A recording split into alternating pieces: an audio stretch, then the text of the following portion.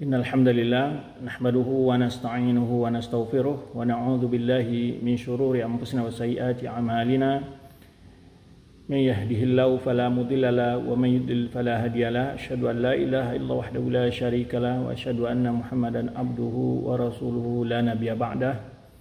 Amma ba'd fa inna asdaqal hadiits kitabullah wa khairal hadi hadi Muhammadin sallallahu alaihi wasallam wa syarrul umuri muhdatsatuha wa kullu muhdatsatin bid'ah wa kullu bid'atin dhalalah wa kullu dhalalatin finnar. Ma'asyiral akhawat wal ummahat ya rahmati Allah Subhanahu wa taala, para thalibat marsama salihah. Semoga Allah Subhanahu wa taala senantiasa membimbing kita untuk istiqamah di atas agama yang mulia ini, memberikan kepada kita kesehatan, kesempatan dan juga semangat untuk mengisi bulan Ramadan ini dengan berbagai bentuk ketakwaan, amaliyah ketakwaan kepada Allah Subhanahu wa taala. Para akhwat ummahat rahmati Allah Subhanahu wa taala, sesuai dengan judul pembahasan kita adalah yaitu membahas tentang tetap bersemangat untuk beribadah kepada Allah meskipun kita dalam keadaan lapar, haus, meskipun dalam keadaan berpuasa, kita tetap maksimalkan ibadah kita di bulan yang penuh berkah ini. Baik, maka puasa bukan alasan, tetapi adalah justru membuka peluang seluas-luas bagi kita untuk beribadah kepada Allah Subhanahu wa taala di bulan yang penuh berkah ini. Para akhwat ummahat rahmati Allah Subhanahu wa taala, tentu kita tidak akan termotivasi untuk memaksimalkan beribadah di bulan yang penuh berkah ini, atau yang dikenal dengan bulan maghfirah, bulan yang penuh keampunan dari Allah Subhanahu wa taala, sebelum kita mengetahui bagaimana keutamaan dan kemuliaan dari bulan yang penuh berkah ini. Maka pada kesempatan yang singkat ini kita mencoba melihat sekilas tentang berbagai macam bentuk keutamaan-keutamaan yang Allah berikan kepada orang-orang yang mengisi bulan Ramadan ini dengan bermacam bentuk ketakwaan, amaliyah ketakwaan kepada Allah Subhanahu wa taala. Pertama, bulan ini kalau kita lihat bulan Ramadan ini, inti daripada tujuan semua ibadah itu adalah menggapai ampunan dari Allah Subhanahu wa taala. Mengapa demikian? Kita melihat dalil-dalil yang menerangkan tentang keutamaan bulan Ramadan ataupun berpuasa di bulan Ramadan, beribadah di bulan Ramadan, itu banyak sekali janjian-janjian yang disebutkan tentang pahala yang diberikan kepada orang yang melaksanakan ibadah tersebut adalah keampunan dari Allah Subhanahu wa taala. Kita sebagai hamba yang penuh banyak salah dan dosa, kekeliruan, tentu tidak luput daripada dosa.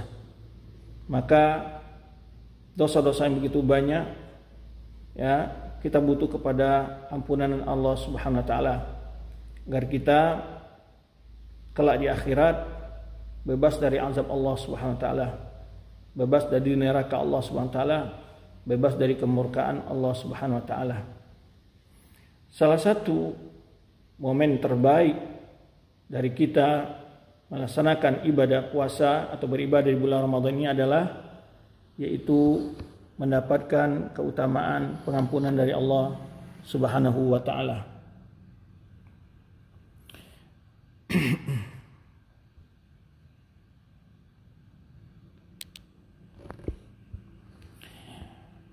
Dalam kesempatan yang mulia ini kita akan mencoba membahas tentang berbagai bentuk kemuliaan yang Allah berikan kepada orang-orang yang memaksimalkan beribadah di bulan yang penuh berkah ini.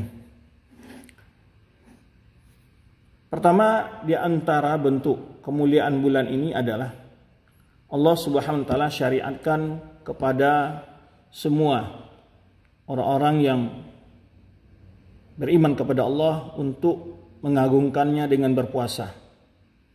Tidak hanya khusus pada umat Nabi Muhammad SAW, tapi juga kepada umat-umat yang berlalu.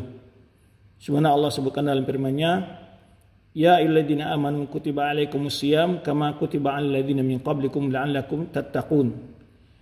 Wahai orang-orang beriman, diwajibkan atas kalian berpuasa sebagaimana telah diwajibkan pada umat-umat sebelum kalian atau orang-orang sebelum kalian. Kama kutiba alal ladzina min qablikum la'allakum tattaqun. Semoga kalian menjadi orang-orang yang bertakwa. Ayat yang mulia ini Allah menjelaskan tentang kewajiban puasa.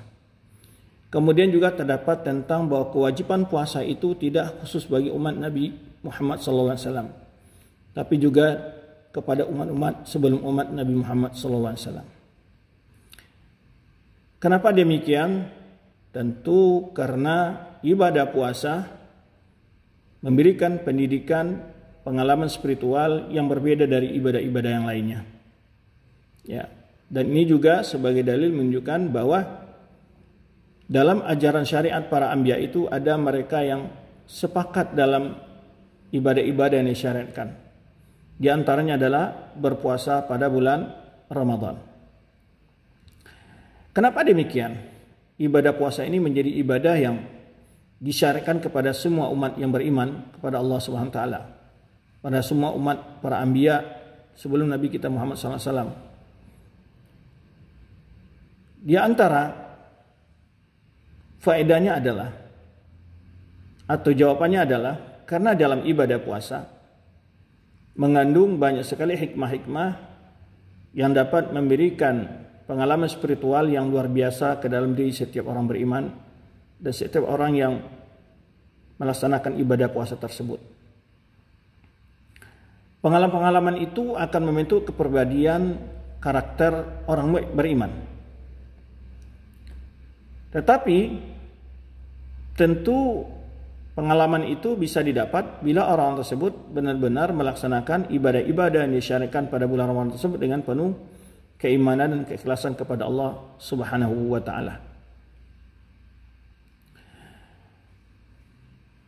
Di antara pelajarannya adalah yaitu mengantarkan seorang mukmin kepada tingkat yang paling tinggi dari tingkat keimanan, yaitu tingkat ihsan.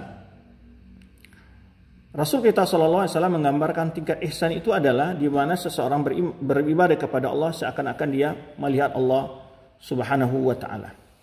Ini tingkat ihsan yang disebutkan dalam hadis Rasulullah sallallahu alaihi wasallam.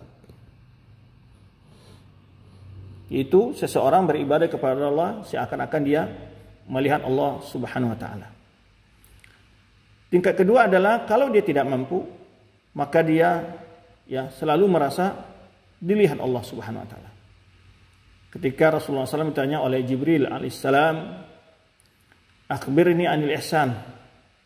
Faqala an ta'budallaha ka'annaka tarahu fa in lam takun tarahu fa innahu yarak. Engkau beribadah kepada Allah seakan-akan engkau melihatnya, ya. Jika engkau tidak mampu merasakan seakan-akan melihat Allah, maka engkau yakinlah selalu merasa dilihat oleh Allah Subhanahu wa taala. Fa in lam takun tarahu fa innahu yarak. Di dalam ibadah puasa, tingkat keimanan ini hadir dalam diri dan sanubari dan hati setiap orang beriman ketika dia melaksanakan ibadah puasa. Di mana dia merasa selalu diawasi, diperhatikan, dilihat dan diketahui oleh Allah Subhanahu wa taala apapun yang akan dia lakukan. Sehingga atas perasaan itulah dia tidak mau berdusta dalam puasanya.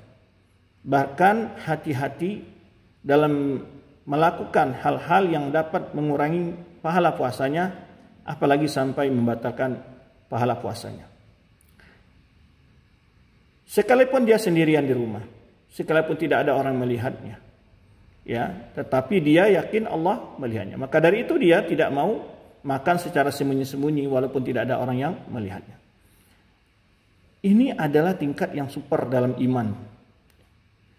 Tingkat yang paling tinggi dari tingkat keimanan orang, di mana dia karena di tingkat kesempurnaan iman itu ihsan ini tadi ada dua kata Rasulullah SAW. Nomor satu adalah seakan-akan ketika beribadah dia melihat Allah, atau yang kedua adalah dia selalu merasa dilihat oleh Allah Subhanahu wa taala. Ini satu nilai yang agung.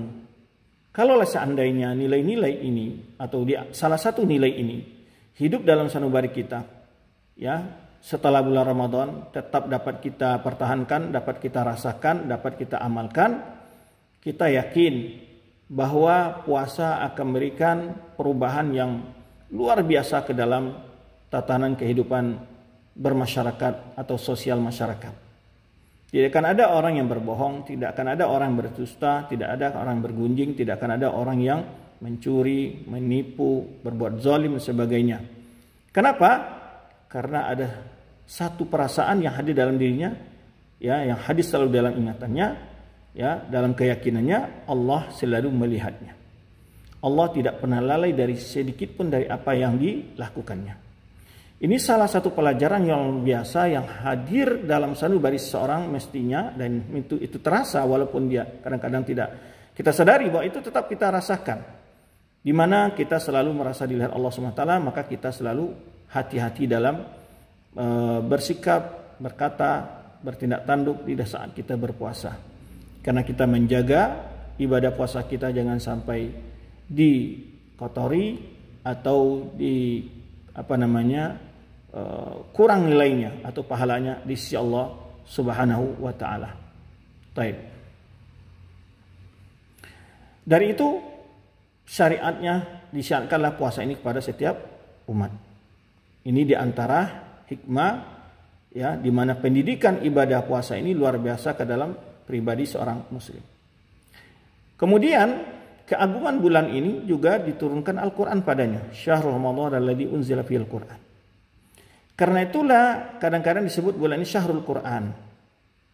Bulan Al-Quran. Kenapa? Karena salah satu bentuk ibadah yang sangat agung dilakukan oleh seorang muslim pada bulan ini adalah membaca Al-Quran.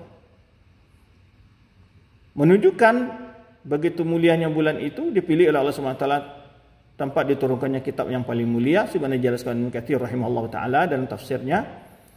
Kemudian juga menunjukkan ada kaitan antara Ramadan dengan Al-Quran dari sisi yaitu membaca dan tadarus Al-Quran. Maka dari itu Rasul kita sallallahu alaihi wasallam diriwayatkan oleh hadis dari Ibnu Abbas dan juga Aisyah anha, di mana Rasulullah SAW pada bulan Ramadan bertadarus Al-Quran bersama Jibril alaihissalam. Beliau setiap bulan Ramadan selalu khatam bersama Jibril Al-Quran Karim. Demikian pula para ulama kita, ya, melakukan ibadah, ya, yang sama. Bahkan di antara mereka ada yang khatam Al-Quran 2 kali dalam satu bulan Ramadan itu, ada yang 3 kali, ada yang lebih, ya, bahkan ada yang sampai 30 kali khatam. Berarti setiap hari dia mengkhatamkan Al-Quran. Begitu agung amal membaca Al-Quran di bulan Ramadan itu. Baik, kemudian di antara kemuliaan bulan ini juga adalah dia adalah bulan yang penuh dengan ampunan. Sehingga kita lihat hadis-hadis yang menyebutkan tentang keutamaan bulan Ramadan dan berpuasa di bulan Ramadan, qiyamul lail di bulan Ramadan, ya, mengqiyam Lailatul Qadar, kemudian juga doa yang dibaca malam Lailatul Qadar, itu adalah sangat erat hubungan dengan masalah ampunan dari Allah Subhanahu wa taala. Sebagaimana sabda Rasulullah SAW, as-salawatul khams wal jum'ah ilal jum'ah wa ramadan ila ramadan mukaffiratun lima bainahunna idza istunibatil kabair.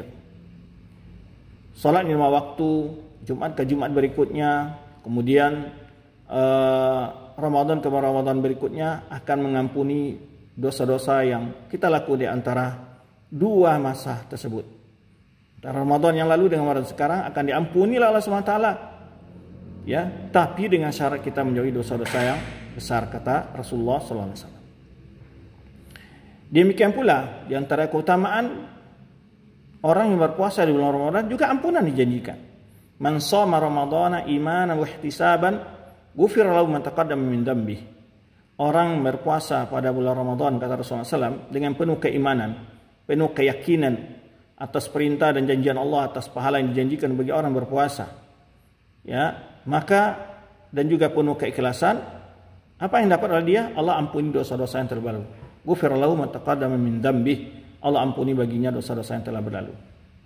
Demikian pula orang yang mendirikan malam dari malam Ramadan. Man qama ramadhana imanan wa ihtisaban ghufira lahu ma taqaddama min dzambih. Orang yang mendirikan malam Ramadan dengan penuh keimanan keikhlasan, dia ampuni baginya dosa-dosa yang berlalu. Seperti orang, ya pahalanya tetap ampunan. Demikian pula man qama lailatul qadri, orang yang melaksanakan ibadah di malam Lailatul Qadar, ghufira imanan wa ihtisaban, dengan penuh keimanan dan keikhlasan, ghufira lahu ma taqaddama min dzambi. Allah ampuni dosa yang telah berlalu. Nah, ini kita lihat. Jadi bicara masalah keampunan selalu satu kemuliaan yang Allah berikan kepada, atau pahala keistimewaan Allah berikan kepada orang yang melaksanakan ibadah atau rangkaian ibadah Ramadan tersebut. Demikian pula doa yang dianjurkan ketika di malam-malam Lailatul Qadar atau malam-malam 10 terakhir adalah membaca doa yang penuh menuntut ampunan juga. Allahumma innaka afuwun tuhibbul afwa fa'fu anni. Ya Allah, Engkau adalah yang Maha Pengampun, ya, maka ampunilah aku. Atau pemaaf, maka maafkanlah aku. Allahumma innaka afuwun tuhibbul afwa, Engkau cinta sifat orang, sifat pemaaf, sifat, ya, memberikan ampunan, maka ampunilah aku. Demikian pula sabda Rasulullah SAW menyebutkan raghima anfi amrin atau anfi amrin, raghima anfi amrin adraka Ramadan suman salakha falam yughfarlah. Dalam satu kesempatan Rasulullah mengajarkan di mimbar, amin amin amin 3 kali. Rasulullah mengatakan amin, lalu sahabat bertanya setelah Rasulullah berkhutbah, ditanya, kenapa engkau tadi kami dengar mengucapkan amin amin dalam khutbahmu ya Rasulullah? Maka di antaranya adalah orang yang bertemu di bulan Ramadan, kemudian bulan Ramadan berlalu dan dia tidak mendapat ampun dari Allah SWT. Masih bicara masalah ampunan. Kemudian juga dalam hadis yang lain Rasulullah menyebutkan, innalillahi utaqa minan nar wa dzalika fi kulli lailatin. Yani wa innallahi wa in sungguhnya bagi Allah itu ada hamba-hamba yang Allah berikan ampunan setiap malam. Allah bebaskan dari api neraka dia setiap malam. Dan itu terjadi Allah berikan pada setiap malam yang hamba-hamba yang dipilih oleh Allah Subhanahu. Masih berkenaan dengan ampunan. Nah, ini menunjukkan betapa pentingnya kita meraih ampunan Allah Subhanahu wa taala. Taib, itu diantara kemuliaan. Belum lagi kita bicara masalah pahala-pahala lain yang begitu banyak dijanjikan oleh Allah dan Rasulullah SAW tentang orang-orang yang mengagungkan bulan Ramadan dengan rangkaian berbagai bentuk ibadah. Maka tidak ada ceritanya kita malas, tidak ada ceritanya kita capek, tidak ada ceritanya kita sudah merasa lelah.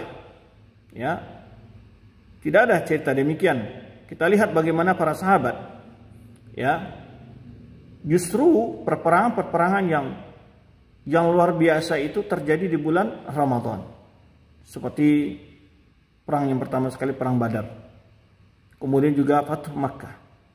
Jadi para sahabat di bulan Ramadan itu malah mereka berjihad. Demikian pula yang dapat motivasi kita agar kita bersungguh-sungguh maksimal mengisi bulan Ramadan ini adalah, yaitu kata Rasulullah SAW, idza kana awwal lailatin min Ramadan futihat abwabul jannah. Malam pertama kalau sudah masuk bulan Ramadan itu dibukalah pintu-pintu surga. Subhanallah. Seorang mukmin mendengar dibukanya pintu surga, apa yang hadir dalam hatinya? Ada punya harapan besar untuk masuk ke dalam surga. Sehingga dia benar-benar tekun untuk beribadah kepada Allah Subhanahu wa taala. Ya, benar-benar tekun untuk beribadah kepada Allah Subhanahu wa taala. Karena dia pengen mendapatkan satu keutamaan, yaitu masuk surga Allah Subhanahu wa taala. Uliqat abwabun niran atau an-nar. Dikunci semua pintu-pintu neraka. Ini kemuliaan. Ya, sehingga seorang beriman tidak ada kekhawatiran lagi dari api neraka saat dia mengisi bulan Ramadan ini dengan segala bentuk amal-amal soleh, ya, yang dapat menyelamatkannya dari api neraka. Wasufidat dalam doa wasusilatis syayatin. Dibelenggunya syaitan-syaitan. Sehingga peluang besar sekali untuk meraih segala kemuliaan, keutamaan, keberkahan yang Allah buka di bulan Ramadan ini. Syaitan nggak ada lagi yang mengganggu. Ya, cuman memang ada satu hal yang perlu kita waspadai, hawa nafsu kita. Jadi masih terdapatnya bentuk kemaksiatan, kemungkaran di bulan Ramadan itu, ya, adanya orang yang merampok, mencuri dan menipu sebagainya di bulan Ramadan. Yang tersisa apa yang pengaruhi dia adalah hawa nafsunya. Inna nafsa la'amaratun bisu'. Sungguh jiwa itu ada yang selalu mengajak, ya, memerintahkan kepada hal-hal yang buruk. Artinya di sini yang perlu kita kendalikan adalah hawa nafsu kita. Oleh sebab itu, fa amma man khafa maqama rabbih,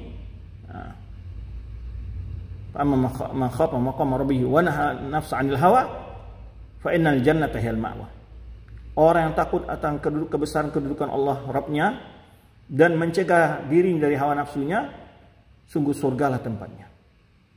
Maka salah satu juga pelajaran terbesar dari ibadah puasa adalah belajar mengendalikan hawa nafsu.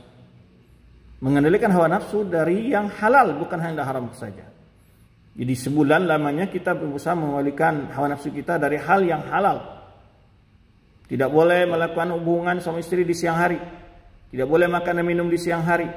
Walaupun itu adalah telah kita dapatkan dengan cara halal. Tapi ketika dilarang untuk dinikmati oleh Allah SWT dalam masa waktu tertentu, kita siap berhenti. Ini adalah bentuk ketaatan, ketundukan kita kepada Allah SWT. Maka para ulama menjelaskan, jika di bulan Ramadan kita mampu mengendalikan hawa nafsu kita dari yang dihalalkan, tentulah sepatutnya di luar Ramadan kita lebih mampu mengendalikan hawa nafsu kita dari hal yang diharamkan oleh Allah Subhanahu wa ta'ala. Kalau kita bercerita tentang berbagai keutamaan kemuliaan puasa dan Ramadan, sangatlah banyak, sangatlah panjang. Bahkan ibadah puasa merupakan suatu ibadah yang spesial balasan dari Allah SWT. Kullu amal ibni Adam lahu illa siyam atau illa shaum fa innahu li wa ana ajzibi. Semua amal anak Adam itu untuknya kecuali puasa, kata Allah, dan akulah yang akan membalasinya. Allah akan berikan sebuah balasan yang tidak terhingga oleh seorang hamba, yang tidak disebutkan oleh Allah SWT batasan pahalanya. Dan ini senada dengan firman Allah SWT, yaitu innama yuwaffas sabiru ajrun bighairi hisab, bahwa orang-orang yang sabar itu akan mendapatkan balasan kalau di akhirat tanpa ada hinggaan. Karena memang di antara nilai-nilai yang ditanamkan oleh ibadah puasa ke dalam diri kita adalah memiliki sifat sabar. Sabar tetap melaksanakan ibadah kepada Allah walaupun kita dalam keadaan lemah fisik kita karena tidak makan dan minum. Ya. Dan juga sabar dari dari hal-hal yang diharamkan Allah. Kita tahan diri kita untuk tidak melanggar perintah-perintah Allah, terutama adalah berbuka di siang hari. Kemudian juga sabar dalam ujian dan cobaan yang diberikan Allah. Di bulan Ramadan itu semuanya terdapat dalam nilai ibadah puasa. Ya, wa nabluwannakum bisyai'in minal khawfi wal ju', kata Allah. Allah akan uji kita dengan sedikit rasa takut dan juga rasa lapar. Inilah yang kita rasakan, sedikit, segelintir dari rasa lapar itu. Tadi kita katakan kalau kita bercerita tentang hal ini akan sangat luar biasa, banyak sekali hadis-hadis keutamaan-keutamaan, belum lagi keutamaan orang berpuasa, keutamaan orang yang membaca Al-Quran sebagainya. Lalu apa saja kira-kira yang harus kita bersungguh-sungguh, Ustaz, yang mesti kita perjuangkan diri kita untuk melaksanakan di bulan Ramadan ini? Tentu yang pertama tentu ibadah yang utama di bulan Ramadan itu puasa, yang merupakan waktunya tertentu di bulan Ramadan saja. Ya, itu yang pertama. Maka dalam melaksanakan puasa ini harus benar-benar ikuti tuntunan agama. Karena Allah SWT sebutkan dalam hadis qudsinya, man lam yada, Rasulullah SAW sebutkan, dalam Rasulullah SAW sebutkan dalam hadisnya, mana Rasulullah bersabda, man lam yada qaula zuri wa amala bihi falaisa lillahi hajatun fi ayyada ta'amah wa syarabah. Orang yang tidak meninggalkan ucapan dusta dan perbuatan dusta, Allah tidak butuh dia meninggal makan dan minum, kata Rasulullah SAW. Dan juga dalam suatu riwayat, rubba sha'imin laisa lahu min siyam illa al-ju' wal 'atash, wa rubba min qiyamin laisa lahu min qiyami illa as-sahar. Betapa banyak orang berpuasa tidaklah dia diraih dari ibadah puasanya kecuali hanya tidak mendapat pahala kecuali hanyalah rasa lapar dan haus. Demikian pula banyak orang yang bermalam-malam begadang di malam Ramadan, tidaklah dia dapatkan kecuali hanyalah rasa ngantuk saja. Kenapa demikian? Karena tidak dilaksanakan dengan tuntunan sesuai dengan apa yang diperintahkan oleh Allah dan Rasulnya. Maka oleh sebab itu berpuasa bukan sekedar menahan lapar dan haus, tapi ada adab-adab yang harus kita ketahui ketika berpuasa. Hal-hal, jangan kita menahan lapar, minum dari secara materi, tidak makan nasi, tidak minum air, tapi kita kadang-kadang berbuka dengan cara yang secara langsung berbuka dengan aib orang, menggunjing, mengupat, menghina, memaki, ya. Dan juga Rasul kita sallallahu alaihi wasallam berikan puasa yang akan bernilai itu adalah idza kana yaumu shaumi ahadikum fala yarfas wala yafskhas wala yaskhab fa in sabahu aw qatalahu fa in sabahu ahadu aw qatalahu falyakun imru'un shaim. Hendaklah ketika bila kalian berpuasa, janganlah dia berkata kotor. Jangan melakukan hal-hal yang berbau hal yang dosa. Ya, melihat hal-hal yang diharamkan, menonton hal-hal yang diharamkan. Ya. Dan jangan pula dia mudah marah, ngamuk. Ya, oleh kemudian ya, jika ada orang yang mencoba mengganggunya, memancingnya untuk kemarahan, hendaklah dia tahan, dia dipukul, dia dimaki atau dia dipukul oleh orang lain, hendaklah dikatakan pada dirinya atau kepada orang tersebut dia sedang berpuasa, saya sedang berpuasa. Begitu didikan yang luar biasa ya bagi orang-orang beriman yang mengerti dan mengetahui bagaimana seharusnya dia berpuasa. Maka puasa yang demikianlah yang dapat sebagian ulama menyebutkan bahwa yang tidak mampu diganggu oleh syaitan. Karena di antara penafsiran ulama tentang dibelenggunya syaitan itu ada 3 penafsiran. Ada menyebutkan dalam yang dibelenggu itu adalah orang-orang yang memang tidak mampu diganggu syaitan adalah orang-orang yang memang beribadah sungguh-sungguh di bulan Ramadan. Ada yang pula yang mengatakan adalah yang dimaksud dibelenggu itu adalah hanyalah kepala atau pimpinan-pimpinan utama dari syaitan. Anak buahnya tetap tidak dibelenggu. Namun yang ketiga pendapat ulama adalah yaitu betul-betul syaitan itu dibelenggu semuanya, ya, dirantai semuanya.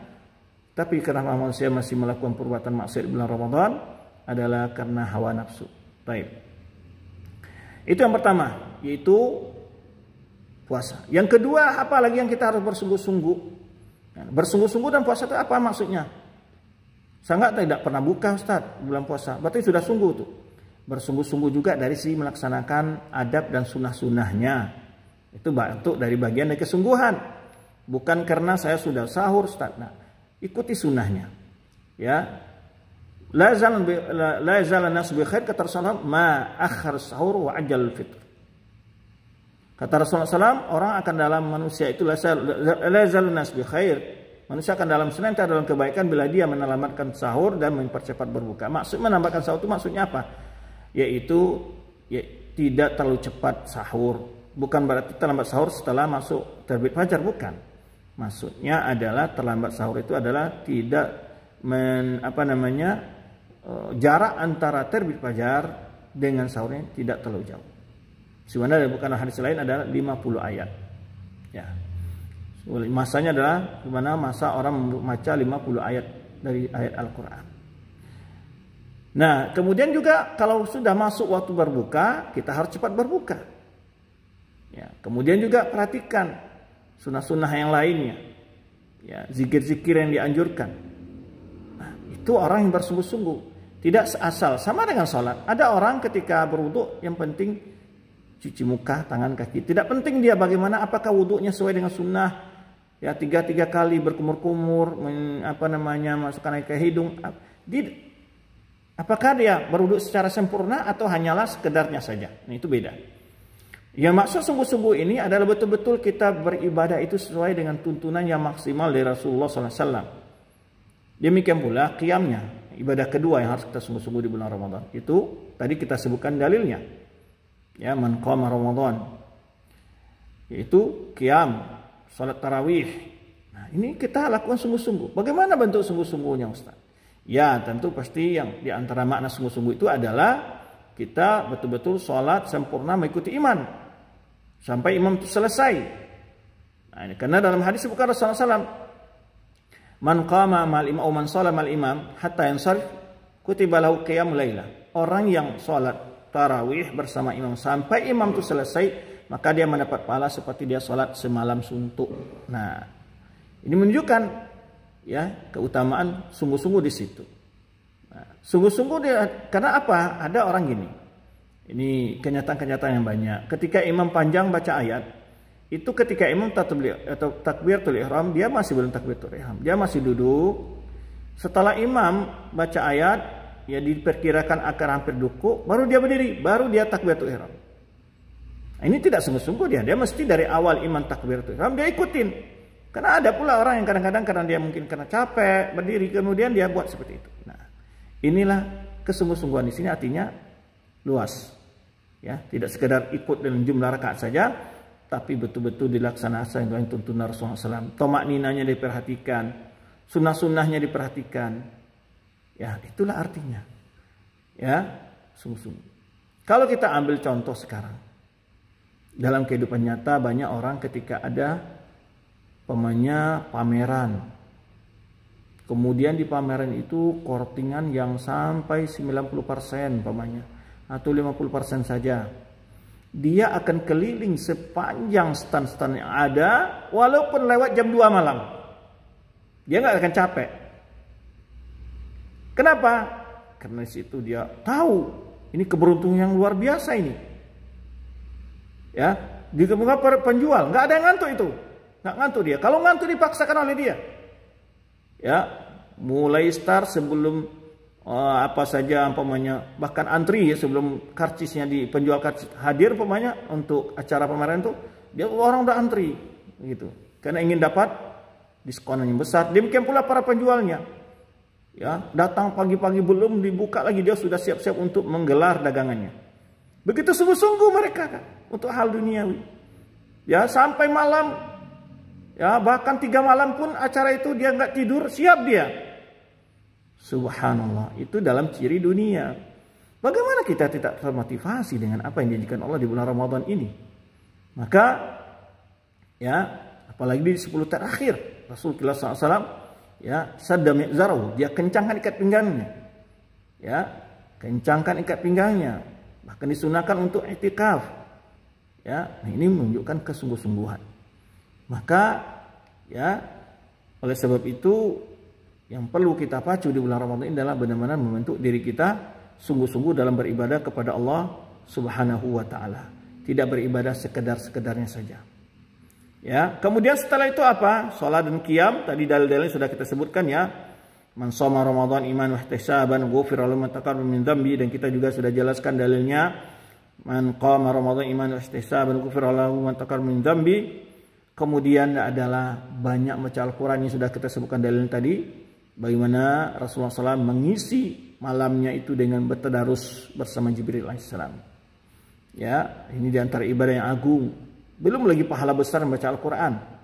Rasul kita SAW menyebutkan, Iqra'ul Quran fa innahu ya'ti yaumal qiyamah syafi'an li ahli. Bacalah Al-Quran itu, dia akan datang pada hari kiamat memberikan syafaat pada orang yang bacanya. Kemudian Rasulullah SAW ya menyebutkan, wa iqra'ul Qur'an fa inna kulli harfin minhu hasanatun wal hasanatu bi 'ashri amsalha. Bacalah Al-Qur'an, setiap huruf itu akan diberi kebaikan. Kebaikan itu 10 kali lipat kata Rasulullah SAW. La aqulu alif lam mim harfun walakin alif harfun wa lam harfun wa mim harfun kata Rasulullah SAW. Alif lam itu bukan satu huruf kata Rasulullah SAW, itu 3 huruf, ada alif, ada lam, mim. Jadi artinya apa? Membaca alif lam saja terdapat orang 30 kebaikan. Nah, tadi kita gambarkan gimana kalau orang mendengar di sebuah supermarket atau sebuah kesempatan ada korting besar-besaran, murah yang biasanya barang-barang brand itu mahal ya ratusan juta, ini dijual puluhan ribu. Pasti dia akan keliling, akan beli barang yang banyak, akan nggak ngantuk dia, putar-putar pun kakinya nggak terasa capek. Buktinya nanti buktikan aja di malam-malam sebelum hampir lebaran, lihat aja orang berputar-putar di mall itu berjam-jam nggak ada yang capek kakinya. Tapi kenapa kok berdiri sholat sebentar saja sudah begitu capek kakinya? Nah, ini kesungguhan yang tidak ada dalam hati. ya, kesungguhan yang tidak ada dalam hati. Kalau ada kesungguhan, kita lihat ya, orang yang cacat sekali secara fisik, dia tidak pernah ya merasa berat untuk beribadah kepada Allah. Ada yang jalannya ngesot ke masjid, ada yang ketika sujud, yang kakinya juga tidak pontong, tangannya juga pontong, dan dia berdiri dengan atau dia berjalan ke masjid dengan segala kesusahan, dia tetap datang.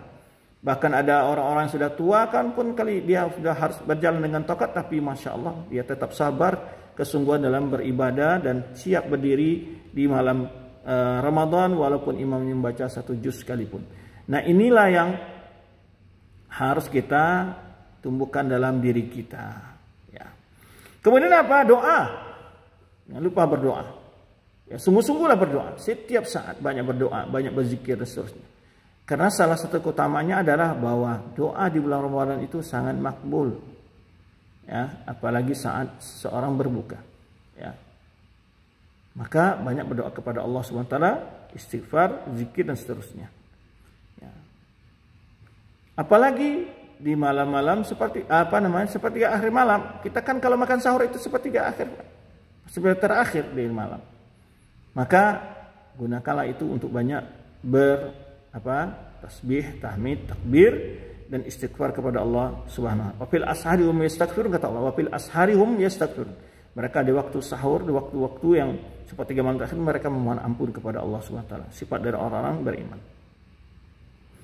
Kemudian di antara amalan yang perlu kita sungguh-sungguh lagi adalah yaitu bersedekah dan berbuat kebaikan. Nah, ini tentu banyak luas ya. Kita ikut membantu pelaksanaan ibadah Ramadan saja seperti penyediaan perbukaan. Kita tidak membantu secara dana, tapi membantu secara tenaga. Itu bagian dari membuat kebaikan di bulan Ramadan tadi. Ya, apalagi memberi iftar kepada orang berpuasa. Maka dia akan mendapatkan puasa seperti orang yang akan mendapat pahala seperti orang berpuasa itu sendiri. Ya, man fattara sha'iman, kata Rasulullah SAW. Ya, kalau mitul ajrihi la yanqusu syai'an min ujur ajrihi. Orang yang memberikan perbukaan untuk orang berpuasa, dia mendapat pahala seperti orang berpuasa tanpa mengurangi pahala orang berpuasa, itu kata Rasulullah SAW. Maka sungguh-sungguh kita setiap malam minimal kita ada infak 1.000 lah. 10.000, 20.000, 500 rupiah. Berapa mampu kita? Jangan lewatkan. Ya, upayakan. Ya, ada uang recehan. Kita upaya setiap malam kita ada berinfak, setiap malam kita ada baca Al-Quran, setiap malam kita ada istighfar, setiap malam kita ada sholat qiyamul. Amal-amal itu kita laksanakan, segala macam amal itu setiap harinya. Ya, maka upayakan demikian. Ya, kalau ada uang 10.000 udah dicicil aja infaknya 10 malam. Ya, bar kita setiap malam dapat berinfak, apalagi di malam-malam 10 terakhir. Pahalanya berapa? 1.000 bulan. Malam Lailatul Qadar. Wa ma adraka ma Lailatul Qadar? Lailatul Qadar khairun min alfi syahr. Lebih baik dari 1.000. Lebih baik malah dari 1.000. Pahala yang luar biasa. Maka jangan pernah tinggalkan ketika nanti sudah malam-malam terakhir bulan Ramadan, sibuk kita dengan, maka sekarang ini ya, kejar bacaan Quran kita. Kejar segala persiapan, dan 10 terakhir kita tidak lagi ada kesibukan dengan urusan dunia kita. Bukan sedang sibuk mencari baju lebaran, kue lebaran semacam, tapi itu adalah masa-masa yang harus kita maksimalkan untuk beribadah kepada Allah. Ya, agar kita mendapatkan malam Lailatul Qadar tersebut. Baik, kemudian juga di antara yang harus kita sungguh-sungguh adalah beriktikaf, ibadah yang begitu luar biasa. Menetap di masjid ya dengan niat beribadah kepada Allah Subhanahu wa taala. Nah, ini akan menimbulkan bagaimana kita inqita'anid dunya, menjauhi dunia sementara, sehingga kita merenung, bertafakkur, bertadabbur betapa singkatnya hidup ini, betapa banyak kesalahan dan dosa kita, ya. Betapa banyak orang-orang yang dahulu bangga dengan kedudukan jabatannya, sekarang dia sudah meninggal, apa yang dapat dibawa dari kekayaan-kekayaan yang telah dikumpulkan oleh dia? Ya, tidak ada yang dapat dibawa kecuali hanya 2 cari. Kapan saja kan? Ya, kapan saja yang dibawa oleh dia, rumah nggak dibawa, mobil mewah nggak dibawa, tanah yang luas nggak dibawa, Apa yang akan dikumpulkan di akhir kala adalah amal solehnya. Ya, maka oleh sebab itu ini yang menjadi perhatian kita. Maka ketika i'tikaf itu benar-benar kita sibuk dengan banyak istighfar, zikir, doa kepada Allah SWT. Tapi bukan membawa HP, karena kalau HP pasti lebih sibuk banyak menonton hal-hal atau membuang waktu kepada hal-hal yang tidak bermanfaat. Kemudian banyak berzikir dan bertasbih tadi sudah kita jelaskan. Maka oleh sebab itu ya, maksimalkanlah ibadah kita itu ketika membaca Al-Quran. Kalau bisa kita usahakan ada sedikit mengerti makna dan artinya, sehingga mendapat pelajaran-pelajaran dari apa yang kita baca. Baik.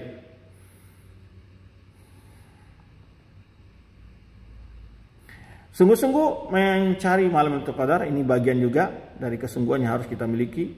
Ya, di siang hari kita tetap juga bekerja. Sebenarnya kita jangan malas, jangan banyak tidur, karena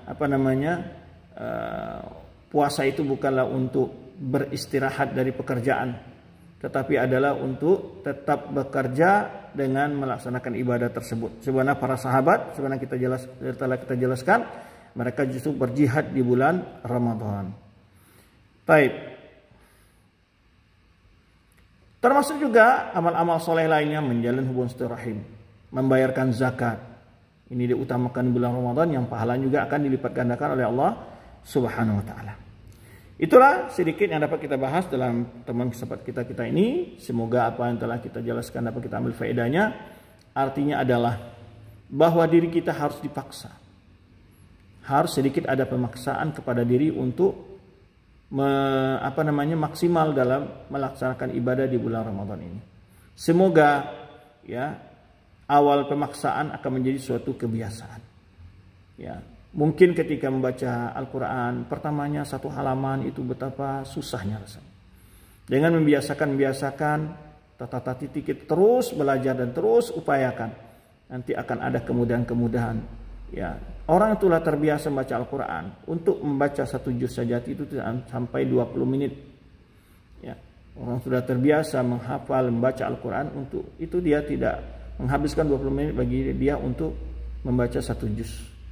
Nah, ini yang harus kita lakukan. Pembiasaan membaca Al-Quran tadi. Membiasakan berzikir, membiasakan berdoa, membiasakan ihsan ya kepada orang lain. Kemudian yang tak kalah penting tadi kita sebutkan adalah mampu menggali makna dan rahasia hikmah dari ibadah puasa. Sekilas setelah kita jelaskan tadi, diantaranya adalah membangunkan sifat, mendidik sifat yang mulia, itu seorang mukmin selalu merasa dilihat oleh Allah SWT.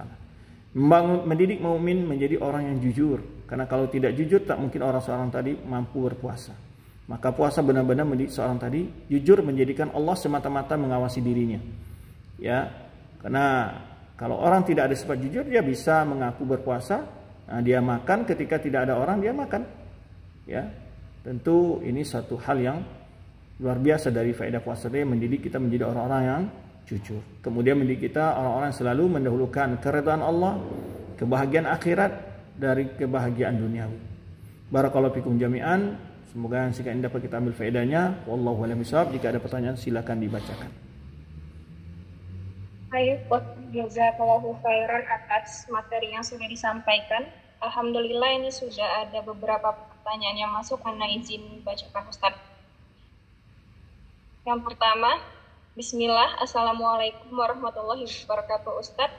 Jika saat kita lagi makan sahur, tiba-tiba azan tapi kita nggak sadar nasi masih dalam kunyahan dan belum ditelan, baiknya itu diteruskan atau dihentikan Ustadz? Terus masih bolehkah kita minum nggak kalau misalkan azan subuhnya belum selesai?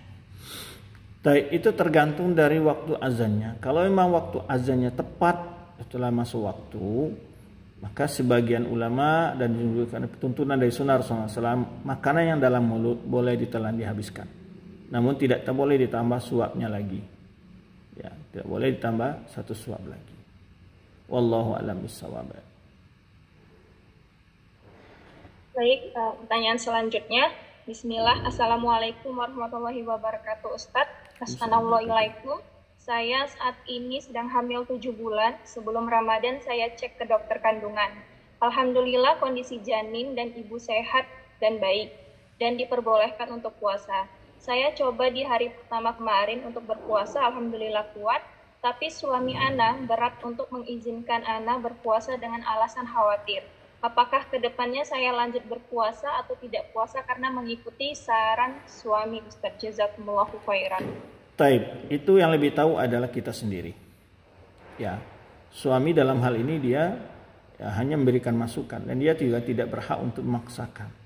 Kalau memang ada kejelasan dari dokter tidak bermasalah ibu ini berpuasa, ya sudah, kan dokter lebih tahu daripada suaminya. Ya, dalam hal itu. Ya, setelah kita mengetahui bahwa tidak mempengaruhi janin dan juga kesehatan ibunya untuk berpuasa, afdalnya berpuasa. Ya, cuman kalau ada kekhawatiran dia boleh berbuka nanti diqadha setelah bulan Ramadan. Wallahu a'lam bishawab. Baik, pertanyaan selanjutnya. Bismillah, Assalamualaikum Ustadz, izin bertanya. Pahala yang lebih besar untuk wanita yang sholat di rumah dibandingkan dengan jika ikut sholat berjamaah di masjid sampai imam selesai, seperti apa yang Ustadz sampaikan tadi, akan mendapatkan pahala semalam suntuk. Jazakumullahu khairan Ustadz. Baik. Dalam hal ini, ya, sholat tarawih disunahkan berjamaah. Ada beberapa sholat sunnah yang dianjurkan berjamaah, walaupun boleh tanpa berjamaah. Ya, contoh sholat Idul Fitri, itu syariatnya di berjamaah. Idul Adha, sholat istisqa, ya, kemudian juga sholat tarawih. Maka tadi dalilnya tentang berjamaah itu adalah man shalal ma'al imam, ya, orang yang sholat bersama imam, man shalal ma'al imam, sholat bersama imam hatta yansharif, sampai imam itu selesai, kutiba lahu qiyamul lailah. Dia dicatat orang telah mendirikan qiyamul malam qiyam satu malam suntuk. Jadi ini dalilnya menunjukkan di sini, dalilnya umum. Nah, bagaimana dengan dalil menunjukkan bahwa wanita lebih afdal salat di rumah Ustaz? Hadis itu tetap dipakai. Cuman di sini apakah dia ketika di rumah salatnya seperti bisa panjang bacaannya, ya, karena ada sisi lain positif lain. Seseorang kalau di rumah hanya salat pendek dan seterusnya, tidur setelah itu, tidak seperti orang bersama imam, ya, yang dibacanya panjang, dia lebih lama salatnya dan sebagainya. Ya, apa? Karena itu lebih utama baginya. Lihat kondisinya. Kalau dia mampu salat di rumahnya, membaca ayat panjang, dia hafizah, tidak masalah. Lebih afdal dia di rumah, umpamanya, kan berdasarkan hadis tadi. Ya, tapi kalau dia tidak mampu, tidak hafal banyak ayat, ayat yang panjang umpamanya, maka lebih afdalnya dia ke masjid, karena hitungan yang lebih afdal itu dalam salat ini adalah salat lamanya kita, bukan tergantung jumlah rakaatnya saja, tapi juga lama dalam bermunajat, berdoa, membaca ayat-ayat Allah Subhanahu wa taala. Wallahu a'lam bishawab. Pertanyaan selanjutnya. Assalamualaikum warahmatullahi wabarakatuh. Ustadz, di daerah saya kadang azannya berbeda beberapa menit dengan azan yang ada di handphone. Biasanya di masjid duluan baru diikuti azan yang ada di handphone. Jadi ketika buka puasa bingung Ustadz, sebaiknya bagaimana ya Ustadz? Jazakallahu khairan. Sebaiknya kita bukan ikut anak ikut sini, yang kita ikut adalah bagaimana yang lebih tepat dengan waktu. Itu yang sebetulnya harus kita ikuti. Kalau azan di masjid lebih tepat, itu yang kita ikuti. Kalau azan di handphone lebih tepat, itu yang kita ikuti.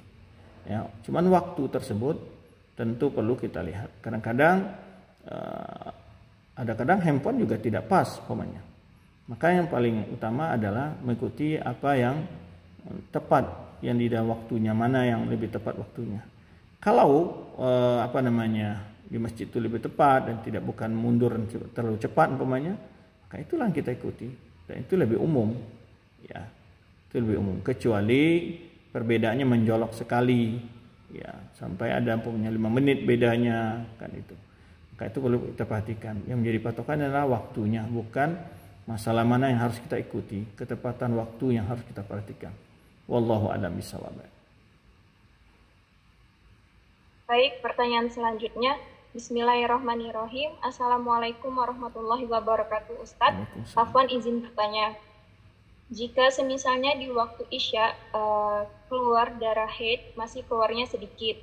Malamnya mau mandi wajib tapi takut besoknya masih keluar. Dan ternyata besoknya gak keluar lagi bercaknya Ustadz. Apakah berdosa Ustadz karena sebelumnya ragu untuk mandi wajib dan akhirnya tidak bisa ikut puasa di esok harinya Ustadz? Jazakallahu khairan.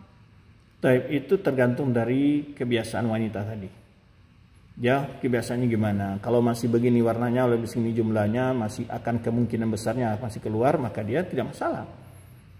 Ya, kan itu dia memiliki sebuah kebiasaan yang dia lebih tahu tentang dirinya. Jadi kalau memang biasanya walaupun isya sudah ini, subuh masih ada, tahu-tahu ini beda dengan kebiasaan, ya tidak masalah, tidak berdosa dia. Ya. Cuman kalau memang dia biasanya sudah pasti itu bersih, ketika tidak ada lagi darah bercak, lalu masih curiga dia nanti jangan keluar lagi. Tidak, kalau dia sudah adatnya, kebiasaannya dia adalah sudah bersih dengan hal seperti itu, maka dia harus mandi. Kalau tadi dia masih ada dan khawatir masih biasanya masih akan keluar, tidak masalah, dia tetap tidak mandi dan dia memprediksi akan keluar darah. Nah, tahu-tahu tidak keluar darah ya dia tidak berdosa karena dia mengikuti hal yang sudah biasanya masa haidnya itu, umpamanya kalau begini masih tetap keluar darah. Namun kadang-kadang tidak keluar darah lagi, gimana tuh Ustaz? Nah, itu yang kita sebutkan tadi. Hal yang nadir la hukma lahu, yang ganjil, yang jarang, yang jadi patokan bagi wanita itu adalah keumuman bagaimana dia waktu selesai haidnya. Allahu a'lam bishawab. Barakallahu fikum. Baik, pertanyaan selanjutnya. Assalamualaikum Ustadz, Assalamualaikum, izin bertanya. Yang pertama, untuk wanita sebaiknya sholat di masjid atau di rumah? Oh, afwan Ustadz, yang pertanyaan pertama tadi sudah ditanyakan. Yang pertanyaan kedua, jika wanita sedang haid, apakah boleh membaca Al-Quran melalui gadget karena ingin mengejar target khatam Ustadz? Jazakumullahu khairan, barakallahu fikum. Boleh saja, yang penting dia tidak menggeser langsung dengan tangannya. Biasa dengan beralas dan sebagainya. Karena setelah saya baca lagi penelitian para ulama terbaru, ada mengatakan bahwa hukum merabah Al-Quran di gadget sama dengan seperti merabah Al-Quran yang dicetak. Itu setelah saya baca-baca lagi penjelasan ulama tentang hal ini, ya, tentang hal itu. Jadi kalau dibuka HP-nya kemudian dia melihat Al-Quran, itu hukumnya ketika dia meraba sama seperti meraba Al-Quran. Itu yang pendapat yang dijelaskan oleh ulama yang terbaru yang baru saya ketahui gitu ya. Tapi ada sebagian ulama mengatakan tidak, karena dia terhalang dengan kaca. Itu ada yang melakukan sebagian juga demikian. Tapi untuk kehati-hatian kita upayakan saja tidak menggeser langsung secara meraba langsung dengan tangan. Begitu juga Al-Quran.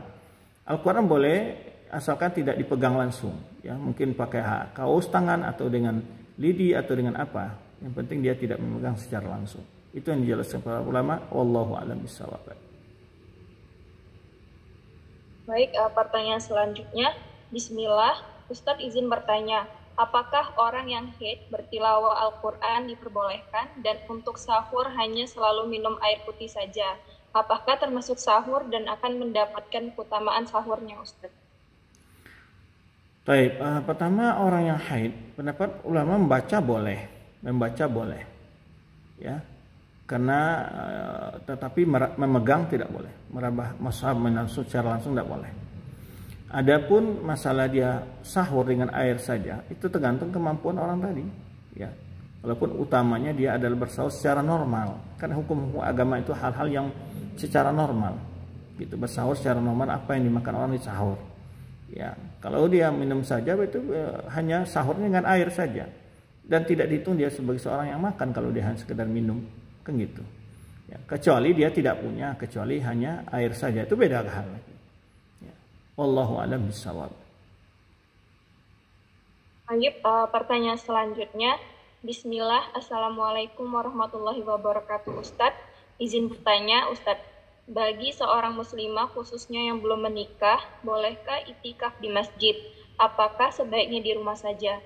Jika boleh di masjid, kebetulan masjid dekat rumah mengadakan tahajud dan zikir berjamaah. Apakah secara syar'i boleh ikut atau ditinggalkan Ustadz? Barakallahu fikum. Baik, pertama adalah itikaf secara umum boleh, laki perempuan juga sebutkan bahwa Rasulullah beriktikaf dan juga istri-istri beliau beriktikaf, walaupun setelah wafatnya Rasulullah SAW mereka juga beriktikaf. Secara umum dibolehkan, ya, beriktikaf. Kemudian adapun pertanyaan kedua adalah carilah masjid yang memang lebih aman dan tidak banyak hal-hal yang bertentangan dengan sunnah Rasulullah SAW, itu pastinya. Namun kalau memang itu masjid yang ada, kita tidak masalah beriktikaf di situ dan kita beramal sesuai sunnah Rasulullah SAW, selesai. Kita tidak lakukan ritual-ritual yang tidak ada petunjuk dan sunnah dari Rasulullah SAW. Wallahu a'lam bishawab. Baik, pertanyaan selanjutnya Ustadz. Assalamualaikum Ustadz, Assalamualaikum. Izin bertanya Ustadz, apakah boleh ikut puasa jika mandi suci dari haidnya setelah subuh, tapi sudah tidak ada darah dari sebelum subuh? Karena misalnya bangunnya mepet subuh atau kesiangan. Jazakumullahu khairan. Ya boleh, sama dengan orang yang junub juga atau orang yang haid juga, darahnya sudah berhenti namun belum mandi junub dia atau mandi wajib dia, maka dia boleh mandi wajibnya sebelum sholat, ya tidak mesti harus sebelum sahur. Wallahu a'lam bishawab. Baik, sepertinya itu saja Ustadz pertanyaannya Mas pada pagi hari ini. Demikian, wallahu a'lam bishawab. Terima kasih atas kehadirannya. Mohon maaf atas kekurangan penyampaian materi ini. Subhanakallah bihamdika asyhadu an la ilaha anta astaghfiruka wa atubu ilaik. Wassalamualaikum warahmatullahi wabarakatuh. Waalaikumsalam warahmatullahi wabarakatuh. Jazakumullahu khairan untuk Ustadz Ali dan teman-teman semua.